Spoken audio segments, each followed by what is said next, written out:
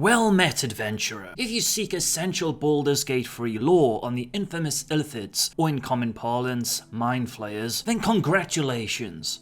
Fate has brought you to the right place. These abominations from the Underdark featured prominently in the most recent Baldur's Gate 3 trailer from Larian Studios, so it is pertinent to prepare yourself accordingly. As a predatory race dependent on the brain matter of sentient beings, Mind Flayers perch at the apex of the food chain. While humanoid, in place of a human head, they have a terrifying visage somewhat reminiscent of a squid or octopus. Those tentacles, slick with slime, can writhe across ravaged edges of bone to caress grey glittering cores of a victim's brain before drawing them from their conscious screaming prey. Thankfully, the scarcity of their dietary need restricts Illithid numbers. Because they must consume one brain per month, Mind Flayers often remain within hunting distance of intelligent humanoids, even if doing so makes them vulnerable to attack from their enemies. They use the brains of such creatures as nutrition, of course, but they also need sentient humanoids to propagate. When a Mind Flayer devours a brain, it acquires stray memories from its victim and shares them with other members of its colony. Mind Flayers receive a degree of sustenance from the physical substance of the brain, but subsist primarily on the psionic energy that they extract from it in its final moments of activity. Through some quirk of the Illithid's parasitic nature, their cultural sophistication depends upon what sorts of brains are in their diet. For example, members of a colony that consistently feed on elves develop a proclivity to adorn themselves in elaborate attire. When dealing with Illithids, be wary of Ceremorphosis. Mind Flayers don't reproduce in the traditional sense. First, a captured humanoid is rendered docile by a blast of psionic power. A newly hatched tadpole is inserted into the victim's cranium, usually through a nostril or ear canal. The tadpole grows as it devours the humanoid's brain, and neurologically melds onto what remains of the lower brain stem, and assumes complete control of the body's nervous system. The emergent Mind Flayer often retains a few memories from its previous form,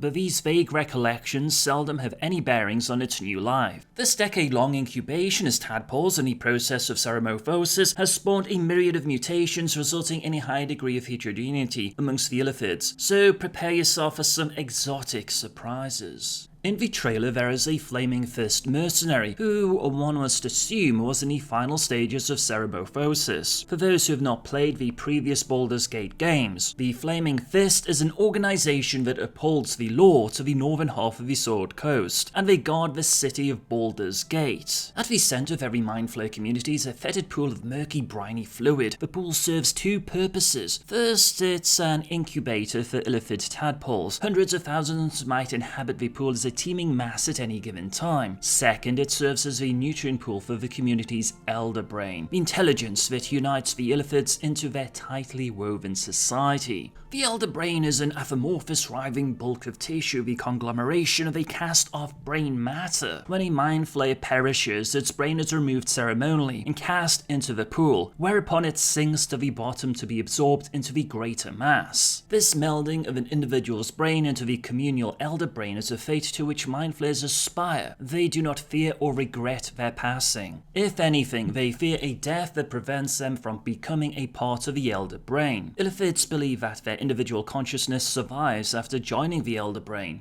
An erroneous notion. The elder brain suborns individual egos to the gestalt consciousness that suffuses its mass of tangled fibrous tissues. Naturally, elder brains fail to disclose this. Elder brains seek stability and safety for their colonies, and a colony can remain in a relatively peaceful state if it can evade discovery while it acquires food. Sometimes this tranquility can be disrupted by unexpected Ceremorphosis that yields an Illithid, a powerful Mind Flayer that isn't beholden to the elder brain's whims. An elder brain's reaction to the rise of an Illithid varies. In most colonies, the Illithid becomes an elder brain's most favored servant, invested with power and authority. In others, the elder brain perceives an Illithid as a potential rival for power, and it manipulates or quashes the Illithid's ambitions accordingly. When an Illithid finds sharing leadership with an elder brain to be insufferable, it breaks off from the colony, taking a group of Mind Flayers with it, and moves to another location to form a new colony. After the death of the Illithid's body, Mind Flayers take its brain and place it into a brine pool, where it eventually grows into an elder brain. Since mind flayers need to settle near a source of food, they must determine how best to interact with the humanoids they intend to conquer. They will use subversion, stealth, and deception to infiltrate the humanoid community while keeping their presence secret. Then mix in a few calculated destructive acts to send the humanoids into an inexorable decline. If the Illithids can engineer the collapse of a society's central authority, they can create widespread unrest, making the populace more susceptible to complete domination. A mind flayer might study musical tones, for example, in hopes of finding a way to manipulate the emotions of humanoids. Another might research the food humanoids eat to see if their diet or agricultural practices can be exploited. No line of inquiry is too esoteric if it might provide a cornucopia of brains. In the Baldur's Gate 3 trailer, a flying vessel called a Nautiloid can be seen. Able to move through the astral plane, Nautiloids can transport mind flayers between the various worlds of the material plane. A Nautiloid looks like an enormous conch shell fitted with an exterior deck and a large mass of tentacles. By this means, Illithids have been able to spread themselves out into almost every corner of the multiverse. It is rumoured that one Nautiloid transverse into a place of madness and disorder, resulting in profound changes within the consciousness of its onboard Illithids, causing them to speak reverently of a god known simply as Foon. Whence came the Illithids? It is unknown for certain, as history appears to convey confusing and possibly apocryphal information relating to the mind flayers. From the fragmentary oral histories of several long-lived races, scholars have concocted the following history of the Illithid race. Their origins remain elusive, but it is rumoured that at the end of time, the mind flayers faced extinction at the hands of an unidentified adversary. Caught in the throes of defeat, the surviving Illithids sacrificed a myriad of elder brains to produce a psionic maelstrom. The ensuing cacophony of energy demolished created a rift within the space-time continuum. The Illithids were transported backward through time to arrive in the present world. Upon arriving in the human world of several thousand years past, they enslaved the humanoid race known as the Gith, seeking to re-establish their empire in this new age. Whether the mind flayers became decadent or the Gith discovered a weakness, none can say. But after centuries of servitude, the Gith successfully rebelled. Only the mind flayers that had infiltrated the worlds of the material plane survived. Both the Githzari and the Githyanki, two factions that arose from the victorious Gith, sent hunting parties to root out and slaughter the remaining mind flayers. The discerning listener might rightfully wonder how such a potent empire from the future, once established,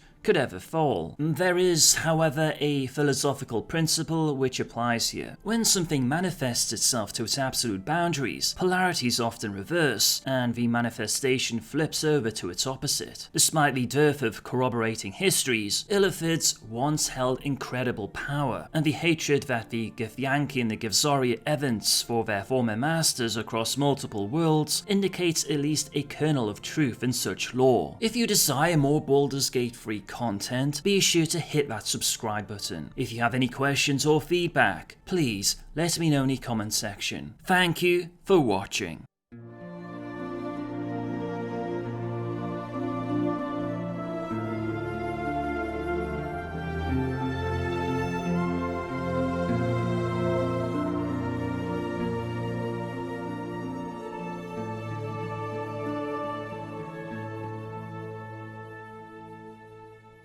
You must gather your party before venturing forth.